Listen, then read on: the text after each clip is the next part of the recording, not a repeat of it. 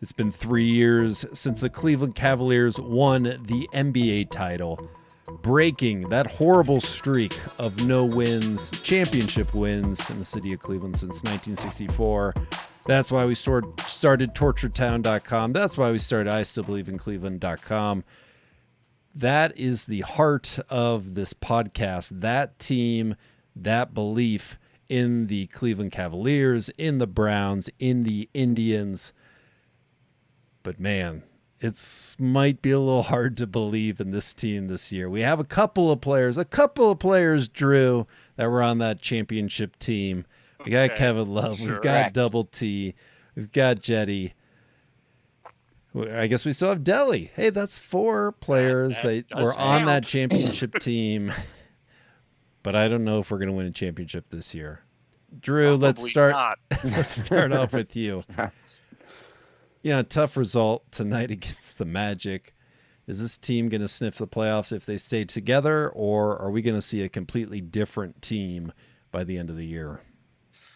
Well, let's start off with the obvious, and that is that the Cleveland Cavaliers season does not start on this podcast until this man gets into the game, which won't happen until the middle of November. So as far as I and this podcast are concerned, we are treating this as the preseason extended here.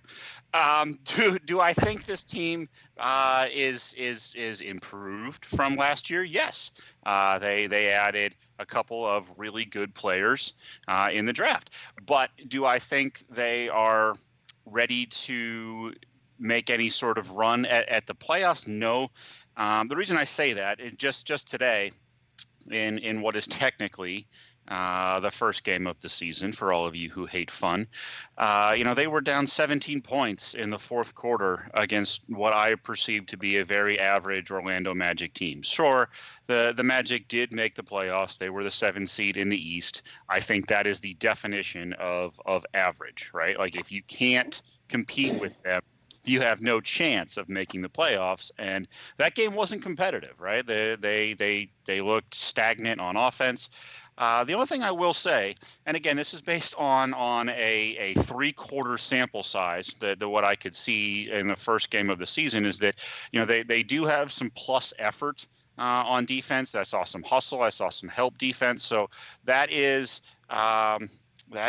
intriguing. That is something that I think is based on coaching, and I think that is something they've been coached for with the new coach, Beeline. I think that is something that you can count on, that travels. You should get that kind of effort game in and game out, and good things can happen when you do that. So I think there's certainly some positives to look forward to.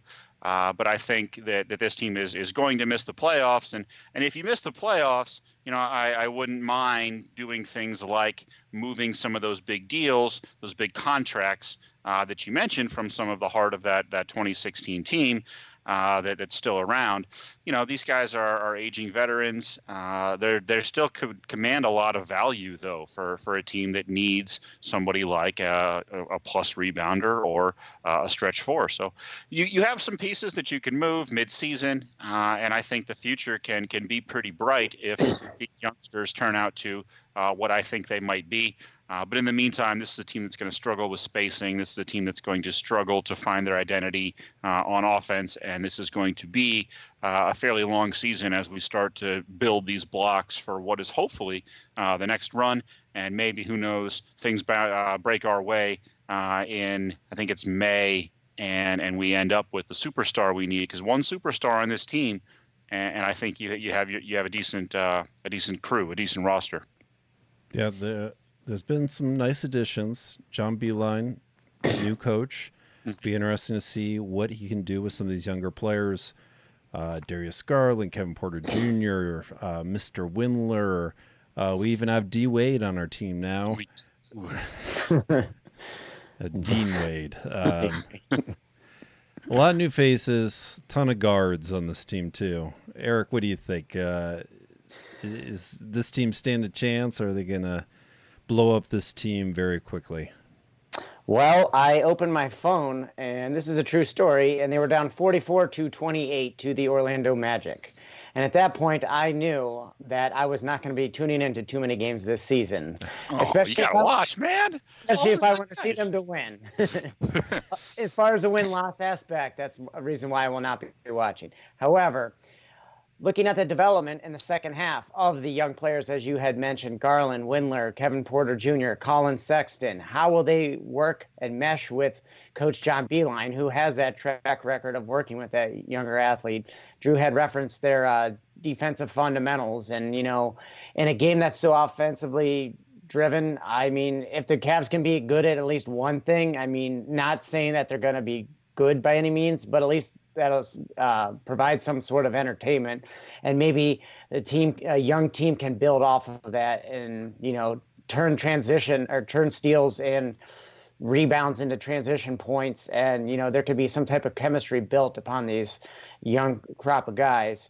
In addition to, looking at these young players develop, I like to see great plays, athleticism, how Colin Sexton works with Darius Garland. I know they were both starting guards this tonight.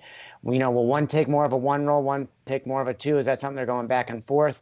So that should be intriguing to watch. I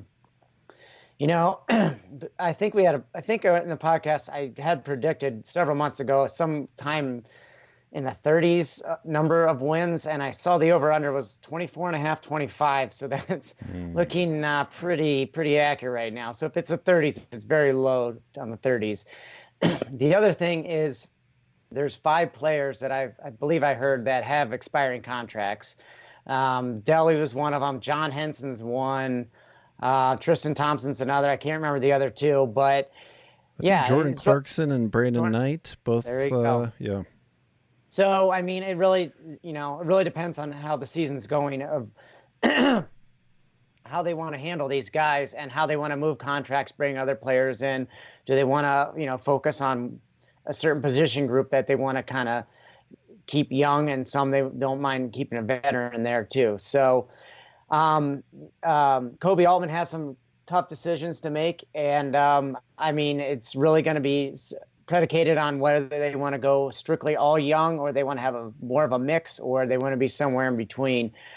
But, I don't have a lot of hope and a lot of faith that this is going to be a good team. But, hopefully they make it entertaining. And, I haven't seen good basketball in a while, but this might not be good winning basketball, but at least it'll be good entertaining basketball. Yeah, I think they have like a foundation where if they can add one, and it's a pretty big missing piece, it's a keystone piece, but if they get that player, that superstar, the rest of the team's not bad around him. And so, I think that it's going to be interesting to watch as these young guys play together. If they can get that superstar wing, they can compete. Yeah, if John Beilein is focusing on one player, in my opinion here, he's focusing on one player that must get better this year, I think it's Larry Nance Jr. I think he must get better. Cavs paid him a ton of money, really has not had performances that are up to that amount of money, but he's had inconsistent playing time, inconsistent results. You don't know if it's him or Tristan Thompson is the person that's going to be a force down low. I really want to see a good year out of Larry Nance Jr. Yeah. A lot of the other guys, they're going to be around here next year. Larry Nance Jr. might be on the hot seat if he has another struggling year, and we'll sort of see what Beilein can do with him. There's a million guards on this team. I think someone is going to show up. Colin Sexton, I think, is definitely going to be here. Let's see who else Beilein can develop on this team. So it will be interesting. At least checking the stat lines on those Cavs games, if there's some ugly ones in the near future. I think Kevin Love's going to have better games coming up here too, and that should get us. That was a big difference in last year's results. Kevin Love played great in some games. Cavs won, ran into injuries, and everything just went downhill really quickly. So let's go Cavs. But I think if there's a chance of making it into the playoffs, it's squarely on the Browns' shoulders here. and they've got another big test before the schedule loosens up a little bit on them. Pretty much the biggest test. The biggest test, the peak of all those tests, as we saw this Monday night. A team that will make you see ghosts, the New England Patriots. Eric, you hope that, it's a short week for the Patriots. Are the Browns going to have an advantage here going up against the Patriots? But dang, it's going to be a tall challenge here. Well, the odds makers don't see any advantages for the Browns as the line keeps getting bigger and bigger by the day. You could say, they had the short week, but if you watch the game, they absolutely boat raced the Jets. So I don't know how hard they were trying in the fourth quarter. And honestly, I wasn't watching it, so I don't know how many of the starters were even in the fourth quarter. So I'm sure they're going to have fresh enough legs. If you want to look at guys that are not playing, obviously you heard the Josh Gordon news today. He's on IR. There's rumblings now he might get released. So that's another guy that's the Browns are not going to have to face. The only other guy I think on their offense that's of value that's out. I mean, there's a couple linemen, but Rex Burkhead, and that's only because it's a Patriot system. They hit you when you don't see it coming. Just that white, unathletic fullback who somehow gets yards in copious amounts. So. So the passing attack is going to consist of obviously Julian Edelman, Jacoby Myers, Mohamed Sanu, newly acquired. I don't know what type of routes they're going to be throwing to him, and Philip Dorsett, who's been routes. Yeah, probably, and Philip Dorsett, who has been very underwhelming since he's joined the team, but obviously he's capable enough to still be on the team. So I'm not terribly concerned that they're going to be throwing it all over the place. It's the 3rd and 8s that they're throwing for 8 yards. The 3rd and 11s they're throwing for 12 yards. Those are the ones that concern me because Tom Brady is so good at it. And there goes my light. Shut it down on him, man. Yeah, it's pretty unbelievable that Patriots picked up Mohamed Sanu. That hurts. A lot of wide receivers running through those doors in New England, and Tom Brady doesn't even need to have good receivers, but they're adding more really good receivers onto that team. Drew, what are some of the things that we can look up? What are the positives going into this game? Or is it just all negatives in the Tom Brady offense? Well, if you want to look at this as some positives, this is a team, the New England Patriots, that started the year essentially with Antonio Brown and Josh Gordon and Julian Edelman, right? Those were their 3 receivers to start this year, and 2 of those guys are gone, right? And so they replace him with Mohamed Sanu, who that's such a Patriots thing to do, trade for a guy who's probably perfect for that system. But this team is not offensively. It's not as good as the team the Steelers played offensively. And the Browns are getting both of our starting cornerbacks back, finally. So I have some, the reason not to fear, not to dread, not to say the sky is falling, whatever you want to do. There's reason to hope on that side of the ball. But the thing that hurts is that if the New England offense had not taken a snap, they would just kneel the ball and punt. There's analytics, there's things going around that the Patriots record right now would be 3 wins, 3 losses, and 1 tie. If they did not take a snap, the New England Patriots defense is the 4th best running back in fantasy football. The New England Patriots defense is the number 1 tight end in fantasy football. The New England Patriots defense is a top 20 wide receiver in fantasy football. That's how many points their defense scored. I know we're not a fantasy football focused podcast necessarily, but I'm just trying to illustrate how good that defense is now that Bill Belichick is running it again and teams are giving them back their players like Jamie Collins. He leads the team in sacks. He's perfect for that defense. And so that's the reason to fear. right? That's the reason to think this could be trouble. This Browns offense hasn't gelled yet. We're replacing a tackle in the middle of the week before they go up against the best defense that the league has seen potentially ever through this far part of the season, this far through the season. So, it's going to be rough, but there's some reason to think that we might be able to keep this game close with on the back of the Cleveland Browns defense that has been good to very good thus far. Eric, what do you think about facing this Patriots defense? Made Sam Darnold see ghosts. Baker Mayfield has had some tests this season. How do you think he's going to fare against that Patriots defense? Well, the linebacking crew, spearheaded by Kyle Van Noy, has been incredibly great. If it wasn't for his ankle being touched, in addition to the 4 turnovers, one of them would have been returned for a touchdown by Van Noy. Fortunately, I don't think they have to worry too much about the big man in the middle, Danny Shelton, but he's still there. He's still there. Present. And like Drew had said, Jamie Collins,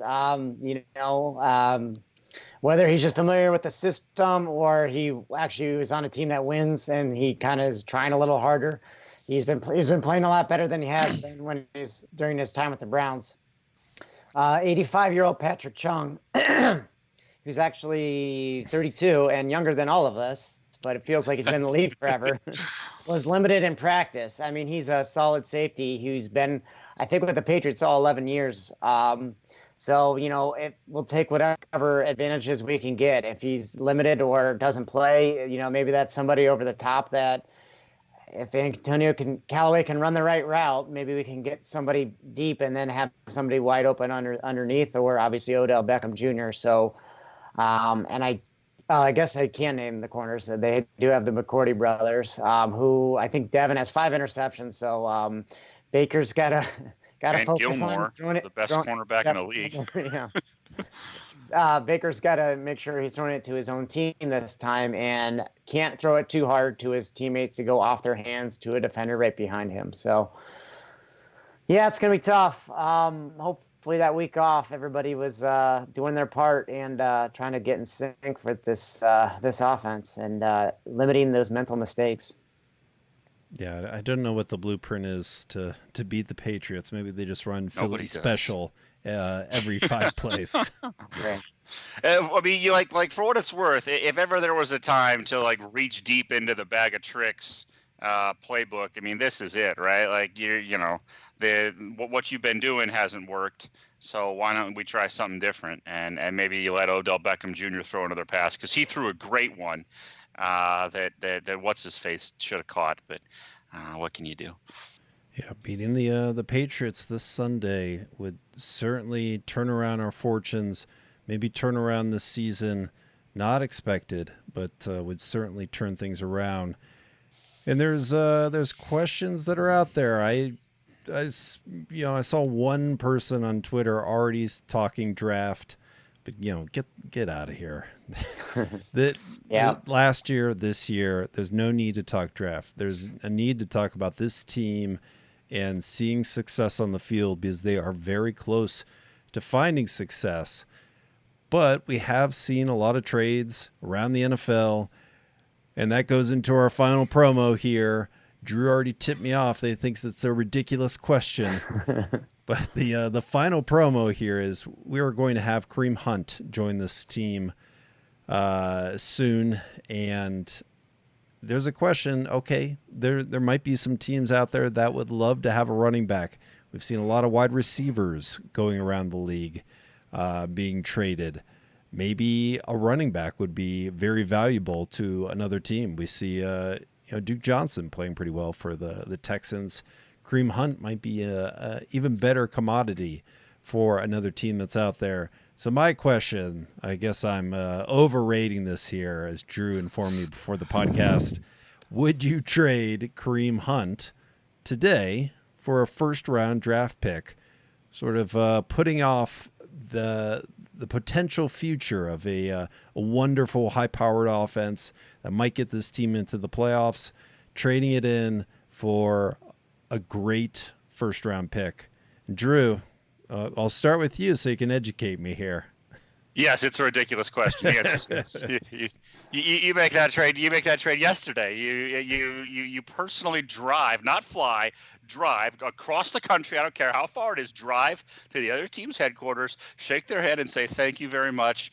Pleasure doing business with you. If somehow, some way, somebody calls to offer you a first-round pick for a running back who has not played, who has sat out for 8 games, any running back in the league for that matter, save maybe Ezekiel Elliott, maybe a Dalvin Cook, yeah, even a Nick Chubb, I might hesitate to give that up for a first round pick, because that would be essentially saying that that we're not going to compete this year. But for Kareem Hunt, for a first round pick, yes, full stop. Eric, are you on the same page as Drew here? Yeah, I was more the silent group, but absolutely, you're getting a free first round pick. The Browns gave up nothing for Kareem Hunt. They signed him. They, quote, rehabbed him, how much rehabilitation was going on, that physical or mental or whatever, however you want to look at it, free first round pick. That being said, you obviously need a reliable backup. We've seen, I keep wanting to call him Dalton Hilliard, but that's like his uncle or something. Dontrell Hilliard and Dearness Johnson aren't really cutting the mustard at backup running back. They are being very deflating. So we would need obviously a very good, reliable backup, and not a malcontent who is crying about playing time, who asked to be traded. So, that's the only downside, but the upside is you have another first round pick. So you're obviously aware of the situation with John Dorsey, the rumors that he's been contacting Washington for Trent Williams. Obviously, he wants to upgrade this offensive line. If that doesn't happen this year at the trading deadline, we're going to make do for the rest of the season. And, in the next draft period, we're going to have potentially 3 picks in the first 2 rounds. One of them is going to offensive lineman. That still opens up the door for another playmaker on offense. You want to, beef up that defensive line, or add another guy to the linebackers. I don't care. That extra pick should help the team tremendously. Kareem Hunt, he's a great player. This isn't the 1970s that it's a Walter Payton, that somebody's going to be on your team for 12, 15 years, going to have long career that's hopefully injury free. The NFL kind of has been having running backs have 4, 5, 6 year careers for a majority of players. Obviously, Kareem has had a good run so far. Obviously ran into some troubles. He's been out, as Drew had said, for about a year. So we don't really even know how good he's going to be coming back. But if you assume, even if he comes back to the level he was, I have no idea how long his career is going to be. If we could somehow get a lesser Joe Thomas, I'll keep expectations reasonable. A lesser Joe Thomas in next year's draft, instead of Kareem Hunt, that's on the line for 10, 15 years. That sounds like a pretty good trade for me. I feel I'm taking crazy pills, guys. It's a first round pick for a backup running back. Yes. So this is why you don't do it, because it's a message that we're just playing for next year. No, it's not. We have stopped doing that. We want to win today. Keep this team intact. I would see your point if Kareem Hunt wasn't on a 1-year contract. If he was on a 3-year contract and then you trade him in the first year of his contract, I could see that. But he's on a 1-year contract. He's a backup running back, guys. This is ridiculous. Trade him. Yeah, I'll drive him to the airport. I'll drive back home and then drive him to the airport. It's going to take too much time to explain this one. Let's go. Let's finish this one off. Let's go into our picks of the week. Yes. Talking Thursday, talking Browns, talking lock of the week. Drew, start with you here. Absolutely. So if you had followed the advice of the podcast, you would have been 6-3 in our previous go at this. So we have some clout here. So I'm going to go with the Thursday game here. First, I'm going to take the Washington Redskins getting 15.5 points. I like them to try to keep that game within 2 touchdowns. I don't know that they're going to do it. They're at Minnesota. But Minnesota's not good enough to give any team, I don't believe, 15.5 points. So I'll take the points there. For my lock of the week, I'm going to take the San Francisco 49ers. They're at home. They're giving up 5 points to Carolina. Really like that defense. Think that they're going to win that game by a touchdown or more. And then we come to the New England and Cleveland game, the game we're all rooting for. The Patriots opened this game at -10, quickly went to -13.5. For what it's worth, it's now down to 12.5. So there's been at least some money on the other side. I think that's a pretty fair line. I'm going to cop out, and I'm going to take the under, which I think is a very easy bet here. I don't think these teams combine to score 47 points. It's a two very good defenses. I think you take the under on 46.5. I've seen the line there. Under 46 is my play for the Browns. Eric, who you got?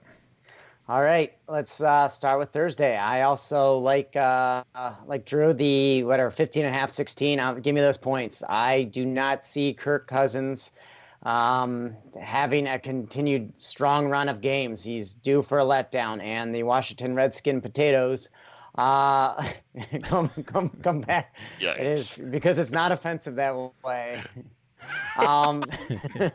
They cover that one. My lock of the week. I don't know if Saquon's back, but I don't care. I'm taking the Detroit Lions laying 6.5 against the New York Football, if you want to call that football, Giants and Pat Shurmur and Daniel Jones. The Lions, they're a solid team. They're not great, but they're solid, and the New York Giants are not solid. That really nothing else needs to be said. And the Browns, we don't know where the line's going to be. Right now, we'll just put it at 12.5. Well, you know what? I'm just going to take those 12.5 points. Not saying the Browns are going to win the game. Wow. I'm going to say the Patriots are going to be up either 14 or 17 points with a few minutes left. We're going to score to, cover, get that backdoor cover. Backdoor cover. And, hey, if, something crazy happens and we pull it out, that'd be great. But for betting purposes, give me those points. Hey, how about those New York quarterbacks out there? Makes you feel pretty good to see some New York quarterbacks struggle and see some Yankee fans cry about not making the World Series for the past decade. Horrible. Oh, so sad. All right, I'm going to go Vikings. I think Kirk Cousins keeps the ball rolling.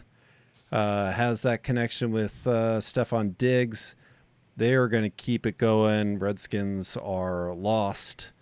I'm going to go with my lock of the week. I'm going to go with the Rams. I think they're giving 9 or so. And they are going up against the Bengals. Bengals are playing for that first overall pick in the draft. Not looking too good for the Bengals. So I'm going to go with Rams playing at home. And, of course, I'm going with the Browns. They're going to win this outright, so it's going to be easy money. It's going to be easy money to take those money points line from the Patriots. Not going money line on it, but take those points. Browns win. Man, it's going to be a great discussion after this win when we talk about defeating Tom Brady, Baker Mayfield, the best quarterback in the NFL. It's going to be a great week next week. Can't wait. So thank you, guys. Sign me up. Believe in the Browns. Maybe believe in the Cavs. Probably not. But future of the Cavs. Yeah. We'll talk to you guys next week. All right.